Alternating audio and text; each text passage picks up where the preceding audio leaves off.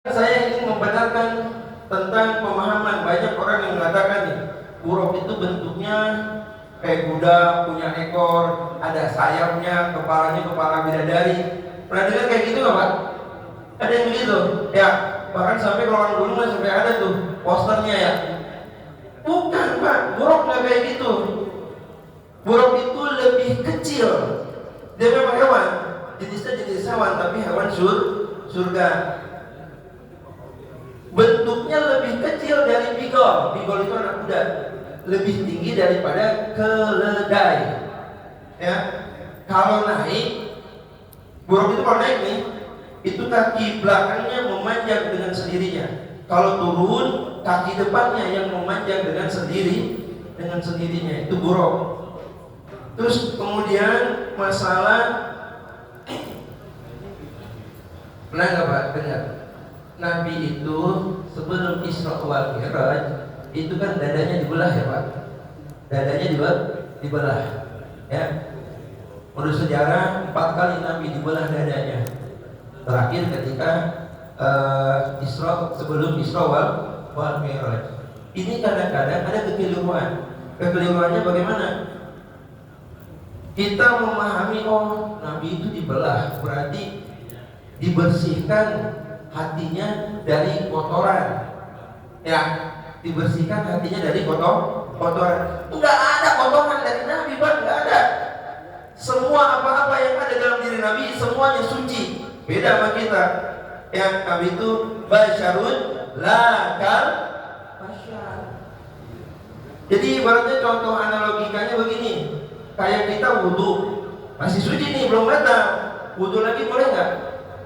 Boleh ya, tajdidul wudu. Kayak gitu tuh. Nabi itu hatinya suci, dibersihkan, bukan berarti ada kotoran, tapi membersihkan, mensucikan yang sudah suci. Beda sama kita. Nabi mah air kencingnya aja suci, Pak. Nabi air seninya, air kencingnya suci. Khusus buat Nabi, bukan buat kita, bukan. Buat Nabi, darah Nabi, jangankan darah bersihnya, darah bekam itu kan darah kotoran, Ustaz ya, darah kan kalau dalam fikihnya itu najis tuh, ya, darahnya Nabi bukan darah bersihnya, darah habis bekam, darah kotornya itu pernah diminum sama sahabat. Apa kata Nabi? Jasadmu haram dari api neraka tuh, ya. Jadi istilahnya pembelahan dada itu salah satu hikmahnya bukan berarti ada kotoran di hati Nabi, bukan. Salah satu hikmahnya buat kesehatan, Pak. Zaman itu nggak ada tuh metode kesehatan dengan cara membedah, nggak ada.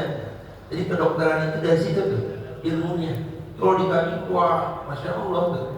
Ya. Terus yang terakhir adalah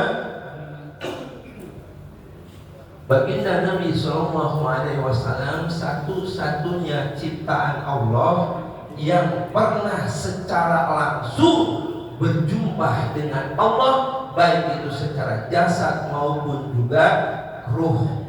Khususan untuk baginda Nabi Muhammad Sallallahu Alaihi Wasallam. Nabi Musa minta ketemu sama Allah. Di mana? Di Gunung Tursina ya Pak ya. Ya Allah, aku ingin melihat cahayamu, aku ingin melihat zatmu. Engkau tidak akan sanggup ya Musa. Itu yang gunung itu sampai bergetar ya, kalau di Al-Quran tuh ya Pak.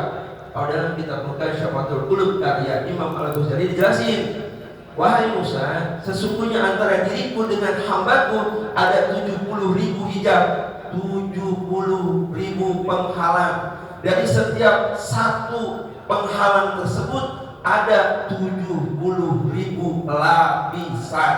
Dari setiap lapisan ada 70.000 tahapan.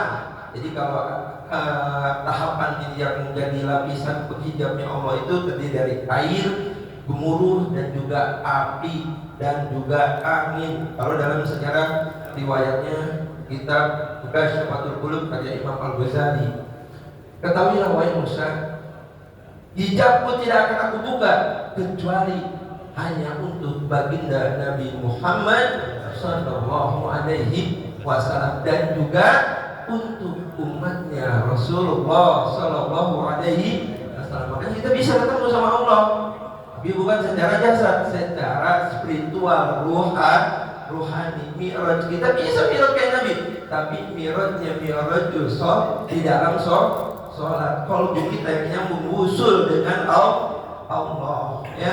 Jadi itu saja yang ingin saya sampaikan. Kita habis ini langsung makan ya. Ada makanannya Pak? Ada makanan ada? Ada. Oh siap dong ya. Mudah-mudahan Allah Subhanahu wa Ta'ala memberikan karunia rahmat, kasih sayang dan juga ridhonya kepada kita semuanya, dan kita pulang kembali kepada Allah dalam keadaan husnul khatimah. Amin. Amin ya rabbal alamin. Barakallahu wa lakum bi rahmatillahi ta'ala bil khair billahi taufiq wal hidayah wa tawfiq wal hidayah wa la minkum. Assalamualaikum warahmatullahi wabarakatuh.